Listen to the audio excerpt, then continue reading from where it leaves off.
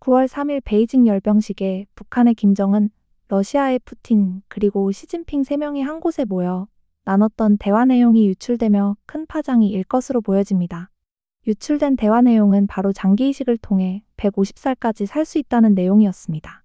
이 장면이 담긴 영상이 퍼지면서 세계 곳곳에서 충격과 논란이 일었는데요. 중국 당국은 굉장히 민감하게 반응했습니다. 심지어 CCTV가 로이터의 영상 삭제를 요구했는데 로이터는 "우리가 CCTV 허가받고 보도한 거다. 보도는 정확하다라며 거절했죠. 결국 이건 영상이 진짜라는 걸 스스로 입증해버린 셈이 됐습니다. 중국의 파룬궁은 1990년대 초 일종의 기공명상 수련법으로 당시 중국에서 엄청난 인기를 끌었고 그때 당시 수천만 명이 수련했다고 합니다.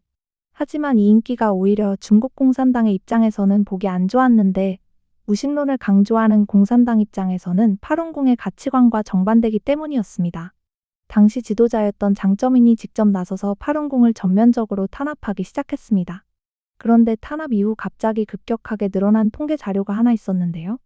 그것은 바로 장기기증과 장기이식입니다. 탄압을 시작한 이후로 이상한 괴담이 많이 돌고 있었는데 바로 불법 인체실험, 장기매매 등 납치와 실종 관련된 내용이었습니다. 중국은 인구가 워낙 많고 지역이 굉장히 넓기 때문에 괴담 형태로 이런 이야기가 생겨날 수 있다고 생각하겠지만 1999년부터 2025년인 현재까지 시진핑은 중국 내에서 불법적인 인체실험, 장기 적출 등 밝혀지지 않은 실험을 했다는 것이 드러난 것인데요.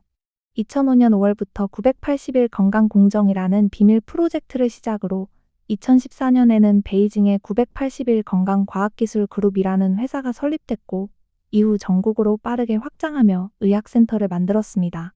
하지만 그 의학시설이 사실은 거대한 생체실험장이라는 얘기도 떠돌고 있죠.